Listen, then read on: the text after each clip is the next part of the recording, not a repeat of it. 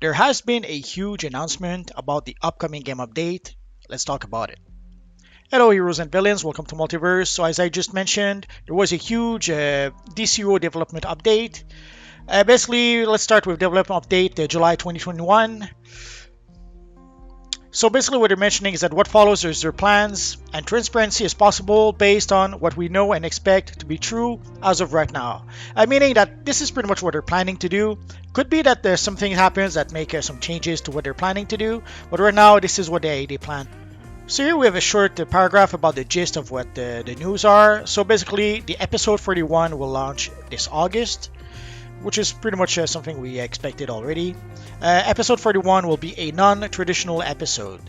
It'll make a bit more sense when we read the rest of the thing, with an emphasis on new features alongside content. So there doesn't seem to be really a new content per se, but I'm not too sure about that. And also we will see the new membership and access level for all the various players. So previously on DCUO May-June, basically they talked a bit about the world of Flashpoint, how it surpassed expectation and all that. They're talking about also about the spring event, the summer event.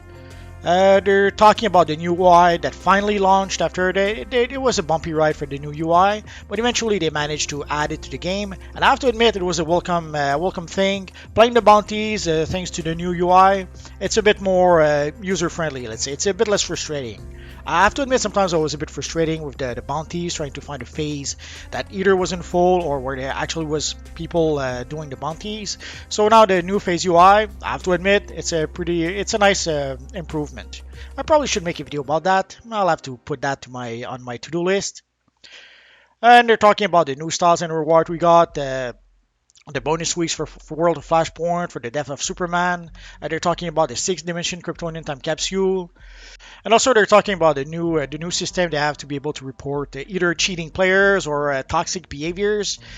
I didn't make a video about that, but basically there's a section in the forums where you can go to report players if you want to. So basically they're mentioning that they're working very hard on episode 41. They're also working very hard to finalize the new membership benefits. And overall, they're trying to improve the performance of the game on various levels. And next on DCO in July and September, basically there's still going to be some bonus week, some new rewards. Oh, there's going to be a new booster bundle. You guys often ask about that. So we should have a new booster bundle, and also we should have a new Resurgence Mega Capsule. And of course, there's going to be the Batman Day celebration. Although Batman Day is usually in September, so... And more, of course. And of course, there's going to be the free episodes and the membership benefits, and episode 41, House of Legends. So the new episode will be episode 41, House of Legends. It will launch this August, as I mentioned. We don't know just yet. Is it going to be early August, mid-August, end of August? No idea at this point. Also, usually by the time we reach July 4th, usually the player base takes a nosedive.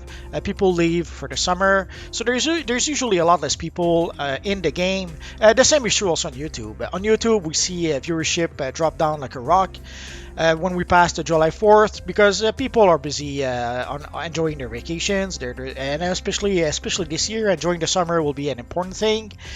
So there's probably not going to be a lot of people, but I assume that once we do get the House of Legend DLC, that should bring back a lot of people. Not everyone.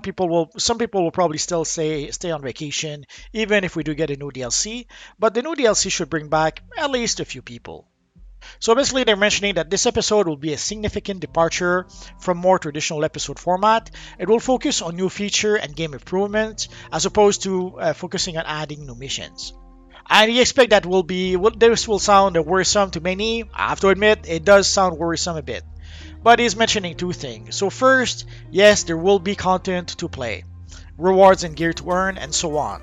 From what I understand, I think they're going to make it so that we're going to be able to play the older content a bit more. And the second, yes, we will return to raid-focused traditional episode format for episode 42 this fall. So in House of Legends, the Monitor has sent out a request for assistance to superheroes and evil supervillains to gather together in the House of Legends to prepare for an imminent threat to the multiverse. Oh, they want to protect me. Yeah, they're so nice. While the looming threat is unclear, the Monitor's direction or not, train day and night, find new allies, and lift each other up. Everyone will be needed when the time comes. So here we can see they're going to add a new hub that I assume they're going to call the House of Legends. So here we can see one of the views of the hub. And here's another view. It's hard to tell. It's hard to tell how big the place will be. And from what I understand, both heroes and villains will have access to the House of Legends. It's something we should have expected for quite a few DLCs now. Like usually in the olden days, whenever they would come up with a new map, they would have like a region for the hero players, a region for the villain players.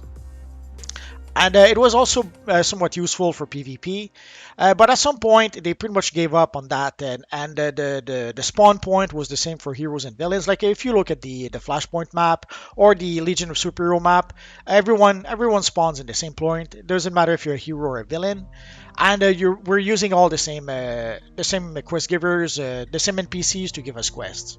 So it's something we should have been expecting for some time. Like they pretty much, I guess, gave up on the idea of having the hero faction and the villain faction being separate. It seems now they're going to merge the two together. We're still going to have the two factions, I assume, especially for PvP purposes. But overall, it's going to be one big happy family, I guess.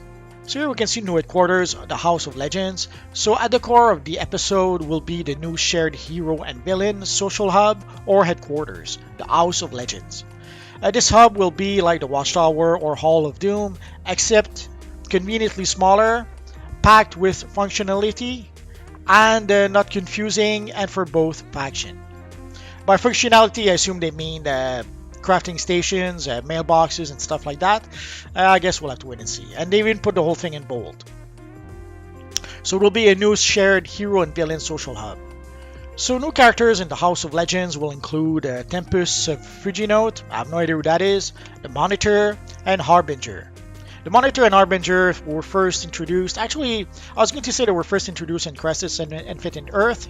They actually were introduced a bit before that, like I recall seeing them in the pages of the Teen Titans, sometimes before the Crisis. So they were introduced in various DC comics, and then eventually once we got to Crisis on Infinite Earth, that is where they made their big appearance. Are we going towards a Crisis on Infinite Earth DLC? Oh, that would be a nice thing. Here they're talking about a new system, allies. Not sure exactly what they mean by that, and it's not exactly clear. Basically, you can expand your combat potential with the new system, allies. Score the universe for the most elite and iconic DC characters, then enlist them as your allies. Doing so will allow you to summon them for assistance in battle. There's something that's been suggested quite some time ago, is that whenever we try to go into a mission, and let's say we want to play a 4-player mission, but there's just, let's say, me and the evil Nyx, and we find no one else to play the mission. One thing that was suggested eons ago was that the two remaining slots could be filled with, let's say, legend characters. Is that something like that they're going to do? Are we going to be able to invite, like here they mentioned Cyborg, the Flash, Zoom, and Flashpoint Wonder Woman. So are we going to be able to grab some of those allies and add them to our group? I guess we're gonna have to wait to find out. So at launch, the system will feature characters including Cyborg, The Flash, Zoom, Flashpoint Wonder Woman, and more. So collect your favorites and level up your multiverse connections with them to unlock the powerful abilities and passive buffs. Leveling up will take ally XP and other specific items, but please note this leveling or so-called breakthrough cannot fail. So I guess that means we won't have to get seals of preservations or seal of completion. Is this something we're going to level up and not unlike how we level up the artifacts? I guess we'll have to find out. So here they mention each ally will have their own strength that can make them especially suited to specific situations, type of contents, and more. And make sure to know who to call. It might be something not unlike in the Flashpoint duo, we had Cyborg and Flashpoint Batman that would accompany us, and we could switch them also. We could switch the role of the characters as well. Is it going to be something like that? I guess we'll have to find out. And here they also mentioned the new UI, revamp on UT with Quick Play. They're adding something called Quick Play. I'm not sure exactly what that's going to be. So get playing faster with the new Quick Play feature on the on-duty menu. With essentially a single selection, You can be cured for the latest episode, current event, or curated selection of almost anything in the game all at once. So here we can see a sample of the new UI. We're gonna have to try it out to understand it properly, but so far visually it looks nice. But personally, I care more about whether it's going to be practical and easy to use. I guess we'll have to find out. So here they mentioned you will not be forced to use quick play. Existing on-duty functionality will remain, but we expect you to want to most of the time. And here they mention also, and that last example might be strange to you. Why in the world would you want to cure for almost everything in the game at once? Well, about that. So basically they're talking about a new approach to past content omnibus. Play past content in an entirely new way. While episodes are mostly about endgame content, House of Legends' emphasis on the systems has allowed us to look at the whole game, as in not endgame too. What do we define as not endgame content? Anything you play for source marks instead of a unique episode currency. So basically anything that's not like the latest 3 episodes. So now that the definitions is out of the way, here's the big news. Combat rating relevancy will be removed from the game. Period. Paragraph. Full stop. So no more combat rating relevancy, which is a mixed blessing, as you'll see in a bit. Loot lockouts will be entirely removed from not endgame content. So we will be able to play the whole game, earn rewards, and a few more important notes. Not endgame content will always offer full source marks rewards. Not endgame content will stat clamp you down, so the content isn't completely trivial. So that's the part I'm sadly disappointed about. They decided to add a stat clamp, which is, I don't think it's a good idea, but maybe I'm alone in thinking that. And endgame content will no longer reward source marks. So here again you can see they put in big, combat rating relevancy will be removed from the game. Here they mentioned that you will not feel weak when you return to not endgame content. I'm a bit doubtful about that. One of the big challenges we've seen with DC Universe Online pretty much forever is their ability to be able to scale the difficulty of the content. We saw that lately with survival mode, but we see that with the content all the time. We saw that with the Flashpoint content not too long ago. So sadly, they adjusting the difficulty of the content seems to be a huge challenge for the devs, and it's always been like that. It's not just the current crop of devs. Eons ago, way back when, it always was a challenge. So hopefully if they add the stat clamp, they won't do it in a way that it'll make the content impossible to play. I guess we'll have to wait and see. So basically here in opening up the entire not in-game content to literally endless play, we strongly believe the experience will be more fun for everyone if the content plays somewhat similar to how it was designed. Again, I'm not too sure about that, we'll see. You will not be hurting for source marks. In opening up the entire non-endgame to literally limitless source marks rewards, we strongly believe the system as a whole will make much more sense to everyone in the future if there is a clear divide between what rewards source marks and what does not. This is doubly so since this will allow us to one more time remove combat rating relevancy from the game. Note, content will still have minimum CR requirements. Your character will still progress through the game. And finally, about the Omnibus, one of the quick play option on the on-duty will be called Omnibus, and choosing it will cure you for a curated selection of nearly everything in the not endgame that you are eligible to play.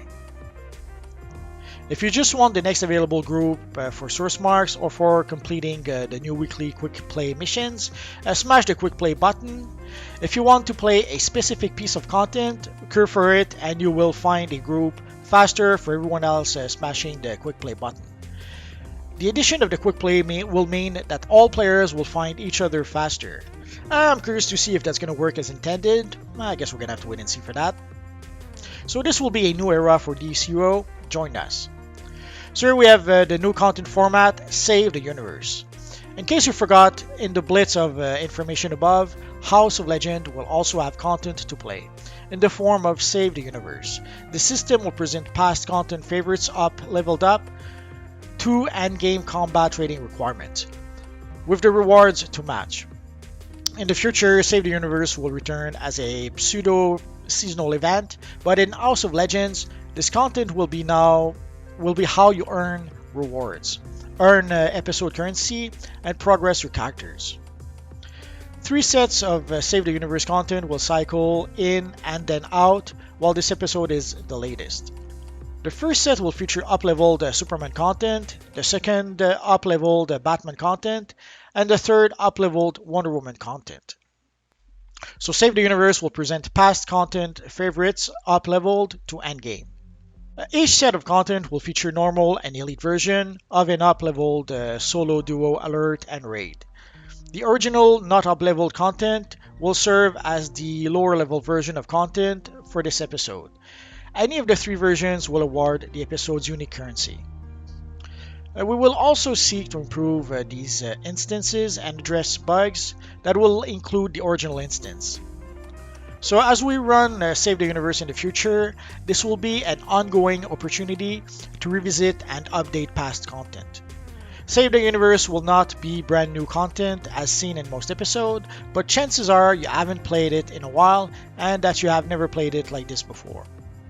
And here we have a little bit about the new rewards. Last but not least, rewards. All of the traditional episode rewards will be present in the House of Legends. This will include gear, feats, and styles inspired by the Monitor and the Tempus Fujinode. This episode has been a massive undertaking. After all this work, I'm personally looking forward to the new hub. Curse you all of Doom. There's also a section in the forums where you can go to basically give your comments, your suggestions, and all of that good stuff. And now there's going to be some new free, premium, and member benefits. So the new member benefits, as you know, episode will become free with the launch of episode 41. We have already stopped selling them. Why? We want everyone to be able to play with everyone else without barriers. This will be a fundamentally new vision for the game, with free episodes and membership are our focus here. All access levels will need to change to reach this new paradigm. I will begin with the changes that impact everyone and then work up to the grand finale of memberships. So there's going to be some daily login rewards. So all players will have access to the new system for daily login rewards. Previously, daily login rewards were spread between independent systems like the Vault or the Stabilizer event. No more. These rewards will be folded into a simplified and expanded new system. So log in each day, open the new login reward screen, claim your reward. It's that simple. So here we can see what the new reward menu will be. So there'll be a single claim all button. These rewards will reset and sometimes update on a monthly cycle. Each day you log in during a cycle, you get to claim the next daily rewards. Daily rewards will get bigger and better as you go up. Some examples for daily rewards include a new daily currency, Fate. No idea what we're going to be able to purchase with that. For a special vendor, source marks, stabilizer fragments, artifacts XP, ally XP, or gear, with more to come. Daily rewards will be claimable once per account, and most items will be account bound.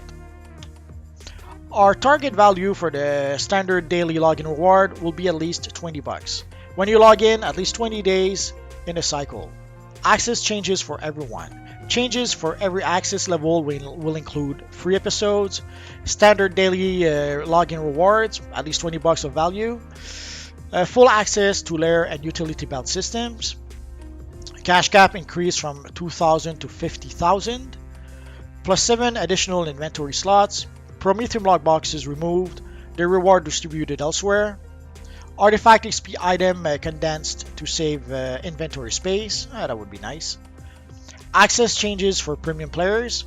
So change to the premium access level will include the cash cap increase from 3,000 to unlimited. And access changes for members. Changes for membership will include additional 3-time bonus daily login rewards. So at least $60 in value if you log in at least 20 days per cycle. For daily login rewards, this means an extra 3 times the standard daily login rewards, plus the standard daily login rewards everyone gets. A 50% bonus to timed drops of artifact XP and ally XP, plus 7 more inventory slots, plus 8 more bank slots, and plus 7 more shared bank slots. Oh, that will be nice. My shared bank, I need more. I always need more. And also there's going to be 500 Daybreak Cash, 150 replay badges a month, 10% discount in the marketplace, 10 plus 10 character slots, plus 15 broker slots, full access to all powers, shield weapon, and skimming movement mode, full access to mail, trade, leagues, and one free item restore monthly. So pretty much the stuff we already had.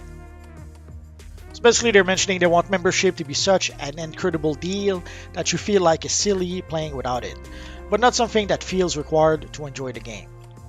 I guess we're gonna have to wait and see to see if more people will subscribe because of those benefits or not.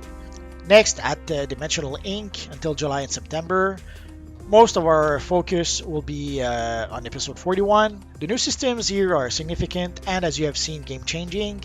That's one of the things that worries me a bit. Whenever they make huge changes, they end up breaking a whole lot of stuff, and they end up making the game, let's say, a bit unbalanced. I guess we'll have to wait and see how they truly make the changes. So after episode 41 launches, the team will primarily shift their focus on episode 42, planned for this fall. And they're also talking a bit about the upcoming Blue Beetle gear, the server performance, and the PS5 client. And of course, they'll have to work towards the Winter Seasonal and the 11th anniversary event. And next on DCUO in October, the future, whatever that means. So looking further into the unknowable possibilities of time, I can say confidently that the fall, winter, and anniversary event will return, and of course, the Blue Beetle gear style will launch. Episode 42 will launch this fall, followed by episode 43 and the PS5 client next year. And we will also celebrate Wonder Woman's 80th anniversary this October. Some people had been asking about that, if they were going to do something special for the 80th anniversary of Wonder Woman. I guess here you have your answer. And they're also talking about expanding their team, which we've known for a long time that they've been working with pretty much a very small team. So expanding can only be a good thing. So we can see here for the third quarter, there's going to be episode 41, House of Legends. There's going to be the new ally system and the omnibus system, the membership update, the free episodes, and Batman Day.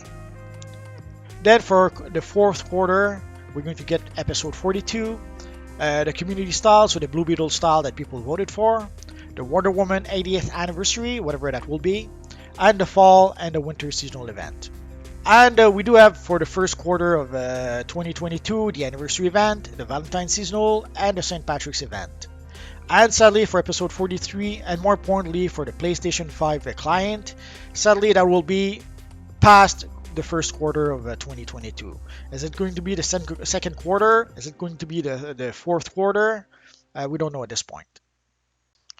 So as you guys saw, that was a huge announcement. So we're going to have a lot of things to look forward to, and there's going to be a lot of new things for us to discover, or a lot of old things that we are going to be able to discover one more time. And if we take a quick look at the current and upcoming events and content, so we can see next week, July 8th to July 14th, 2021, it is going to be a bonus Catalyst week. So if you're wondering what the next bonus week will be, it will be a bonus Catalyst week. If you have any questions, feel free to ask so in the comment section down below, and I'll see what I can do about answering your questions. I have roughly 2,000 videos about this Universe Online at this point, so if I don't answer your question right away, just search in my videos. Odds are I already made a video that answers your question. Or click one of the videos that you see on your screen right now. Bye-bye.